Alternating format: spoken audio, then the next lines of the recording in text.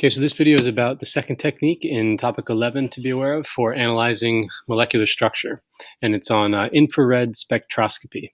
So we've covered the electromagnetic spectrum before and how light has both has wave-like properties, and that means it has a wavelength and a frequency, and depending on the frequency of the wavelength, it changes the energy of the light. Now, we've used visible light so far to detect things about atoms. We used them back in topic 2 when we talked about the hydrogen emission spectrum, and we saw that different atoms absorbed very, very specific energies of visible light, and they also emitted those same energies of visible light. And so that gave us evidence about the difference between energy levels in the hydrogen atom. We're going to use a lot of different parts of the electromagnetic spectrum to tell us different things about molecules, about their structure, about their bonds. So one technique is going to be called X-ray crystallography. We've mentioned it before. It's going to be useful when we look at solids and look at crystals, and we can use the X-rays to help figure out details about how they are put together in a 3D way. Visible light, we've used, it's on the scale of electron transitions, and so we've used visible and ultraviolet light to learn about hydrogen. But visible light can also be used to learn things about molecules. We used it when we talked about transition metals and why they form colored complexes in the HL class.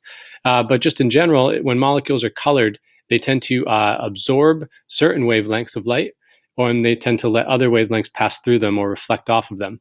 And so if you look at this spectrum of chlorophyll, you can see that it's got a very high absorbance of both blue and red light, but it absorbs almost zero green light, and that's why chlorophyll appears so green. It's absorbing out these complementary colors, and it's transmitting the green colors through, and so our eyes see it as green. Okay. This video is going to focus on how infrared radiation, infrared light, can be used to detect things about molecules.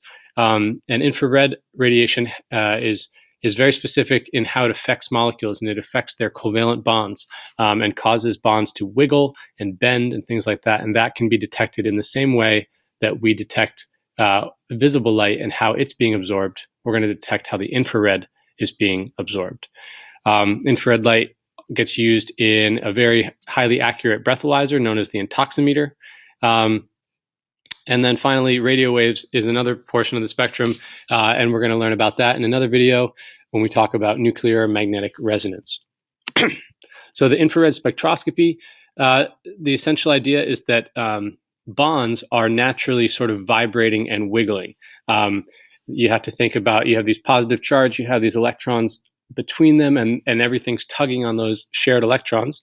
But it's not a static ball and stick model like we often form with our little molecular models.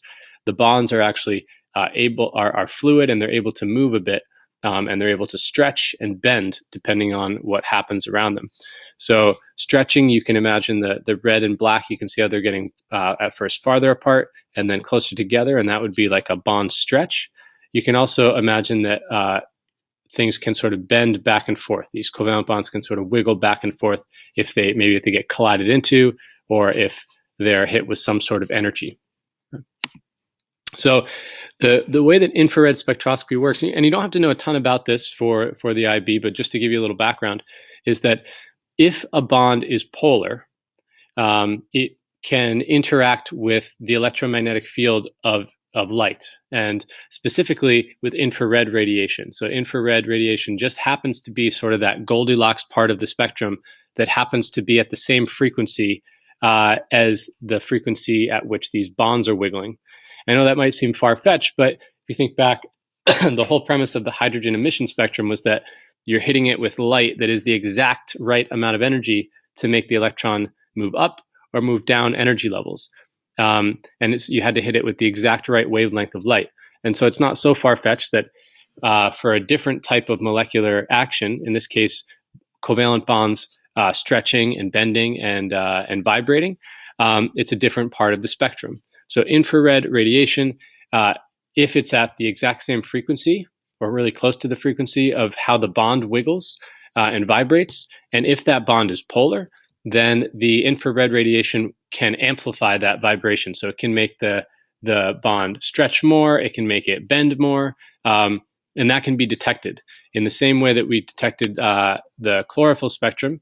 If you shine a bunch of infrared light at a molecule and you detect which wavelengths pass through and which wavelengths get absorbed, it's going to be unique depending on what bonds are in the molecule. Right? One minor thing, and I would only see this maybe asked as a 1-point or a multiple choice question, is that infrared radiation does not cause any amplification for bonds that don't have an effect on polarity. So when you have a molecule like this, if you can imagine these three black things are different atoms, and the sort of springs in between are the covalent bonds. So it's helpful sometimes to think of covalent bonds as these little springs. If both of these atoms stretch outwards at the same time, that actually won't affect the polarity of the bond. It won't affect what we call the dipole moment of the bond. And so infrared radiation won't impact this kind of bond. Infrared radiation only impacts bonds that are stretches and bends that affect the polarity of the bonds. So like in this one in C, if this goes down and these two go up, that's going to change how those dipole arrows are canceling and or not canceling out for this molecule. And it's going to change the polarity of the molecule. So infrared radiation only affects bonds if it affects how polar the molecule is. And it doesn't seem to affect bonds that when they stretch and vibrate, it doesn't change their polarity. So just a little thing to know about the infrared. But overall, the summary for what we're going to need to know about IR spectroscopy is that different bonds absorb different frequencies of infrared radiation. And they do so in very characteristic ways. So like OH bonds absorb a very particular part of the infrared spectrum. C to O double bonds absorb a very particular part of the OH spectrum. So we can use that to identify certain covalent bonds. So if you measure which frequencies of infrared radiation a substance absorbs and which it transmits, you can identify a lot of covalent bonds. And so specific compounds also produce sort of like fingerprint spectra, just like chlorophyll produces this fingerprint spectrum, and that's pretty easy to identify as chlorophyll. Different molecules are going to do the same thing for infrared spectroscopy.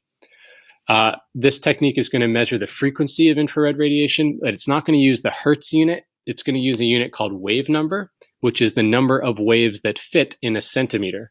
It's a little odd, but it makes the numbers a little bit easier to deal with. This gets easier to understand if you see an example. This is the data booklet table, table 26, and it's really useful. It tells you the different regions of the spectrum that get absorbed by each type of bond. Okay, of special note is probably going to be things like the OH bond, which is going to show up a lot, C to O bonds, like C to O double bonds versus C to O single bonds. And you can see that they have very different parts of the spectrum that they absorb. Okay. They also give you a little bit of indication about what they look like. Strong and broad means that it's going to be a very big peak, and broad means it's going to be a very wide peak. Whereas just a strong peak means it's going to be a deep peak, but not particularly wide. Okay. So this is an example infrared spectrum for water. And so for water, obviously all that's in that molecule is O to H bonds. So right here, this giant peak, this would be what we call a strong peak because it's a very big dip. This is showing transmittance instead of absorbance. And so the ones that are up here, up close to 100%, these wavelengths are completely being transmitted, so they're not being absorbed. But the ones that dip down, that represents that they are being absorbed. So this peak and this peak seem to be the only things that we're seeing. And of main importance is if I'm seeing a peak that's sort of between 3,500 and about 3,100, I go back to my chart and I see, okay, really the only thing that's in that region is OH, hydrogen bonding in alcohols and phenols, but also water because it has a lot of OH bonds. You could maybe think it was a primary amine because that's also sort of in that region, but from this information that it would be a less strong peak and that it would probably be two different peaks, you can probably put together that it's not an amine. Also, if you had any other information about this compound, such as empirical formula data or mass spec data, you'd be a lot more confident that it wasn't the primary amine. So when you look at the spectrum, it really helps you identify the types of bonds. So here's another one. If you look at this spectrum, this is this classic sort of OH bond represented here. And then the ones down here, these sort of sharp peaks, tell you that there's some C to O bonds. And so if we look back at the table, right, those peaks were right around 1,000, a little bit past 1,000. And so it would be not too hard to identify, right? So here's 1,000, right? That there are C to O bonds and there are O to H bonds. And so that would help us identify that we've probably got an alcohol because we've got C to O single and then we've got O to H single in our molecule. And again, those are identified using the data booklet, giving us these regions. So I'm going to just stop it there. That's pretty much all there is to it. It's really useful. It's a really useful technique for identifying different types of covalent bonds in your molecule.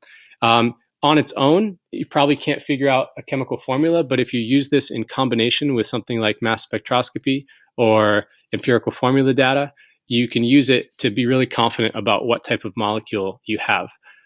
So we're going to use it along with some other techniques. It's going to help us identify our molecular structures. In terms of how the technique works, understanding about bond stretching and bending, and that if infrared radiation causes the stretch or the bend to change the polarity of the molecule, that's when it will affect bonds, and it won't affect bonds if when it causes them to stretch and bend, then the dipole moment doesn't change. Okay.